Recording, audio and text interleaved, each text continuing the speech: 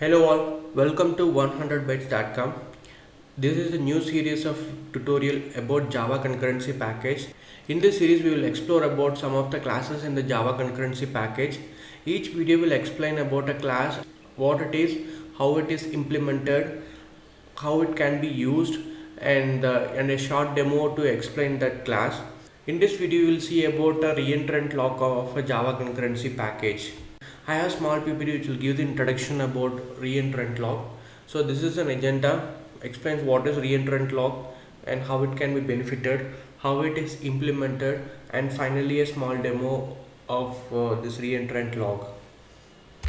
Okay, and these explanations are I'm just captured straightly from Javadoc because it is pretty straightforward to explain.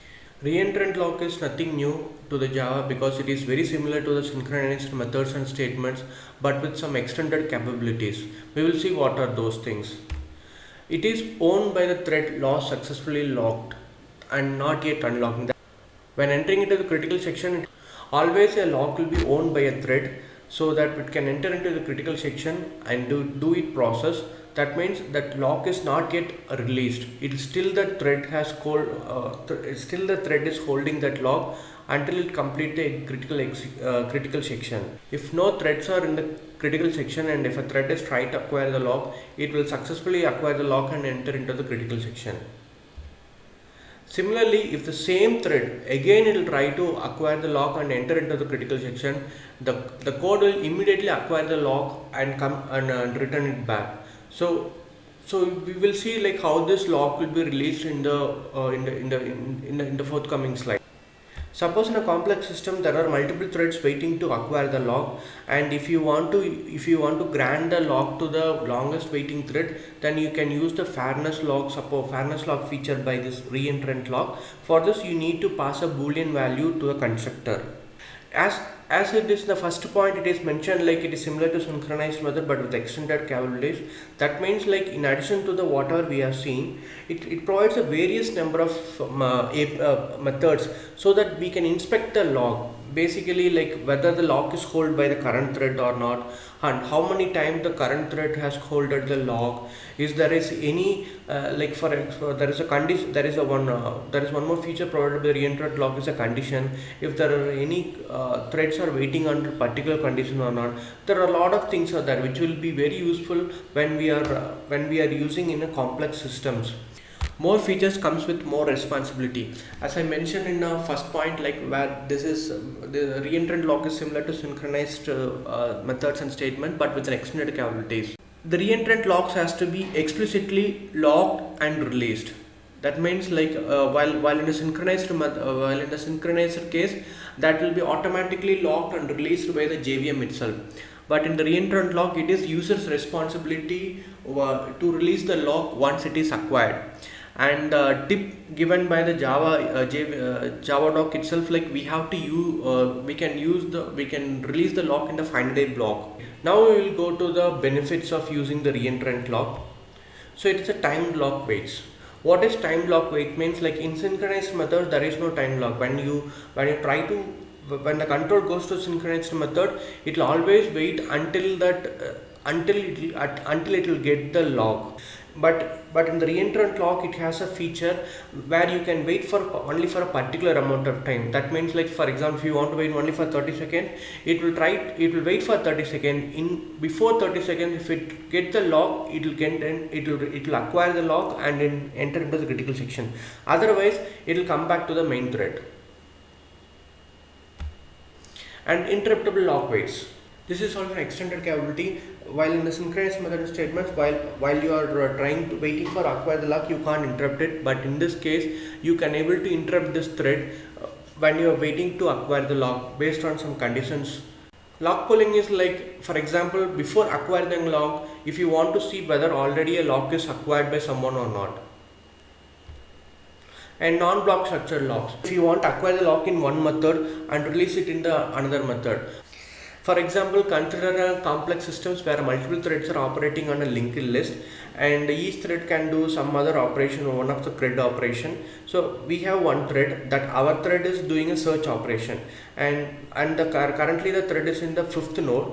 Before traversing to the 6th node, we have to lock it and then traverse to the 6th, because when you are entering into the 6th node, at that time if another thread has come in and deleted that, then it will be a problem. So this kind of situation can be easily handled by this non-block structured locks. For this, re-entrant lock will be useful, very useful. And multiple condition variables. What are the condition variables and all, I'll explain in that forthcoming video. Now we are in the next section, how it is implemented. This is the class diagram of the re-entrant lock, where you can see an interface called lock. This lock has defined methods for the lock implementation, where you can also do your own implementation. Java has come up with their implementation is a re-entrant lock, and it has an inner class called a sync, which has two inherited class. One is for fair sync and non-fair sync, and the sync is extended from the abstract queue synchronizer, which in turn has abstract ownable synchronizer. I will give a high level algorithm of how the non-fair lock will be executed. It is must to understand that how this implementation is done, because in a complex system, when you are debugging with the multiple threads, it will be a very difficult to find what thread is doing what. Internally, the Java stores the waiting threads in a doubly linked list in a queue fashion, even both for non-fair lock and a fair lock. Okay, so as the algorithm goes like this way. If no thread is blocking, and then the current thread will acquire and set the status to 0, and make the current thread as an exclusive owner and get into the critical section. Suppose if the same thread is trying to acquire the lock, and it will just increment the status to the 1 and it come back. And if a thread is blocking and it is not a current thread, then first a node is created, that is like a double linked list node, and it will add for each thread whoever it is coming to this condition, and add it to the waiting queue. Park the thread. Parking the thread means like it will be in a dormant state. It will come back until it gets signaled or interrupted. Let's say like currently the thread which is currently in the critical section is completed. It's completed its execution, and it unlocked the lock. So at that time, what will do means like the current thread, whatever we parked, that thread will get unparked, and after that it will set the status to the it will set the counter status to the 1 and make it the exclusive owner of that, make it as an exclusive owner of the thread. And in the next step, it will remove the previous node from waiting queue. That means like with just now a thread has unlocked, came out of the critical section and released the lock. That thread will be released from the queue and make the current thread. That means like the thread which is unparked, which will be made as a first in the waiting queue, and it return. Okay, this algorithm is in very high level. I abstracted most of the things. So to understand for everyone, if you want a more detailed things, so you can open up Java source code and you can explore it. And now fair lock. The fair lock also uses a double linked list in the same queue fashion. Fair lock is also similar to a non-fair lock, but with one difference is like where the fair lock uses a queue to identify the longest waiting thread. So here, like if no thread is blocking and no one is a queue, then it will set the status to 0 and acquire the log. So if a thread is blocking and it is a current thread, it will just increment the counter as similar to a non-fair log. Okay, and now come to the third condition, like where a thread is blocking and it is not a current thread, then how we will do. So first a node will be created and it will be added to the waiting queue, the similar to the non-fair log. And next, park this thread. And after the current thread is unparked, that means like currently who are executing in the critical section, which releases the log. This is the difference between the fair lock and non-fair lock, where in the fair lock it will examine a waiting queue before granting the thread to acquire the log. So like whenever a thread is unpacked, and it will and the fair lock algorithm will examine a waiting queue where the current thread is head of the waiting queue. If that is head of the waiting queue, then it will set the counter status to 0, make it as an exclusive owner, and remove the head from the waiting queue. That means like whoever the thread, whatever the thread which just now came out of the critical section and released the lock is removed from the waiting queue and then returned.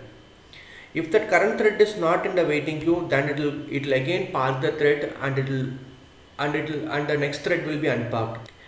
One important note I want to give is like this unparking of a thread, even in the non-fair lock and fair lock, this is done internal to the JVM, so we can't give a order like whether the thread is unparked.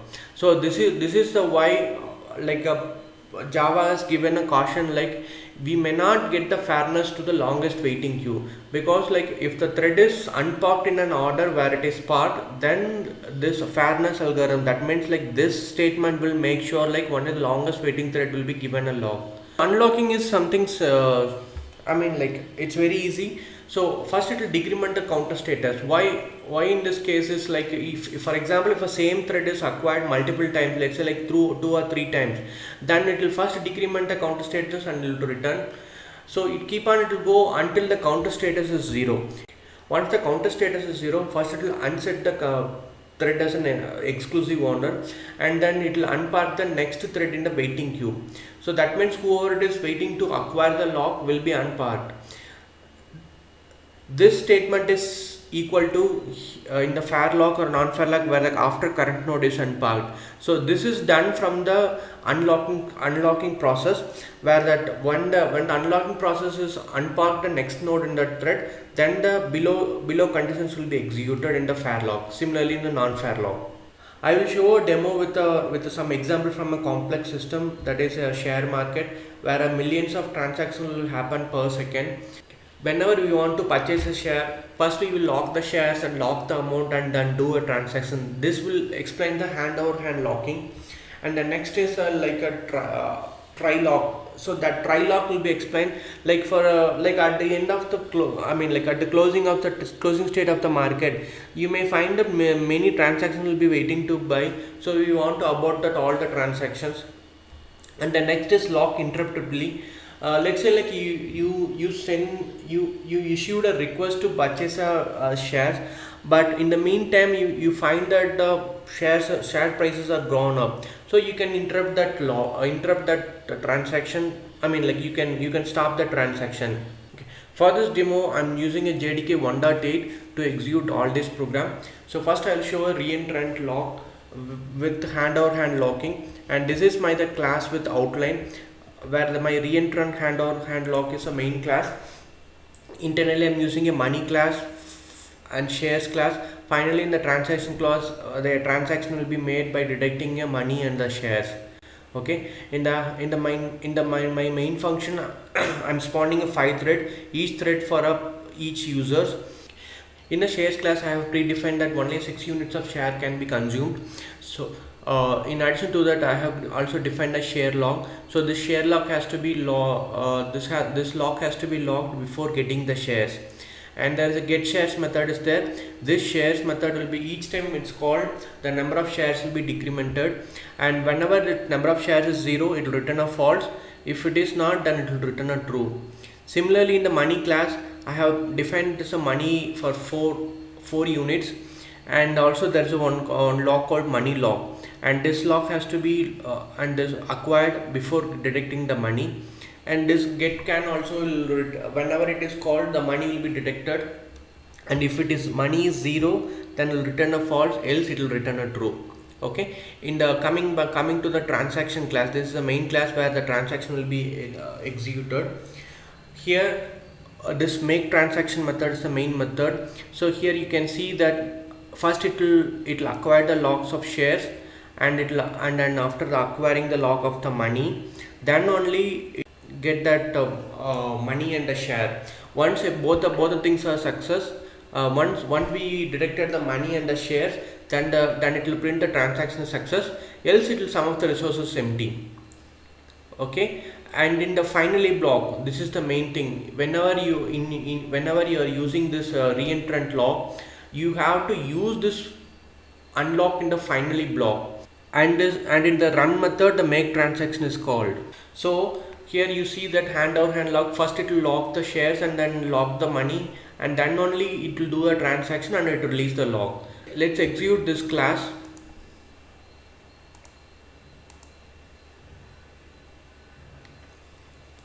So you could see here like each thread is waiting to book the shares.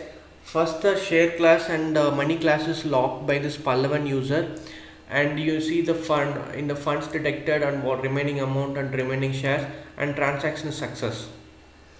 And finally this both the classes are unlocked by the same Pallavan user, and the next is like it is locked by the Kulasekhara user. And if you see here at the end, and resource empty is available there actually, because there are no funds available for the Charan user, so it comes as the resource empty. And the next I will show this try lock. So this try lock, this class is also uses the same shares and money class which I explained earlier, and the outline of this class is like this try lock is my main class and the transaction try lock.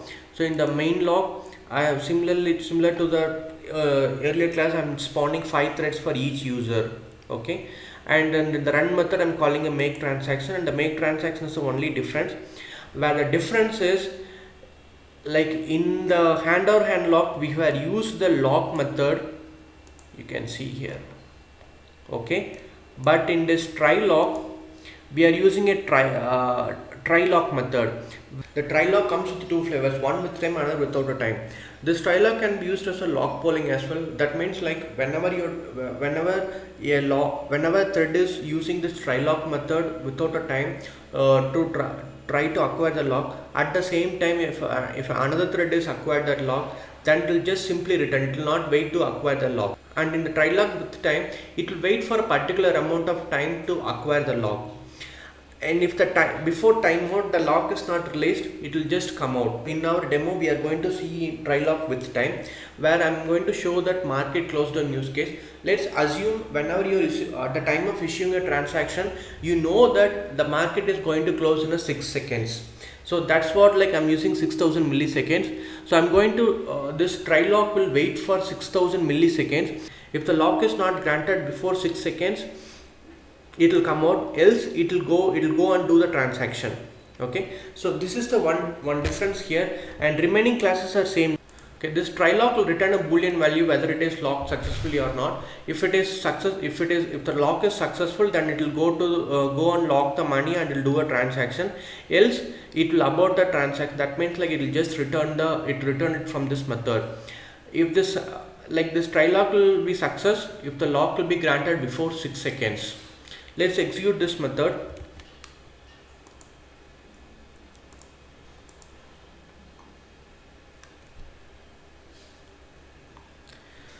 So you see here, like, first this Cholan user is completed, okay. Next Pandyan, and after that Kulasekhara is started actually, but before for this user Pallavan Charan, this the time mode. So that's what, like, it's market closed and aborting all the transactions.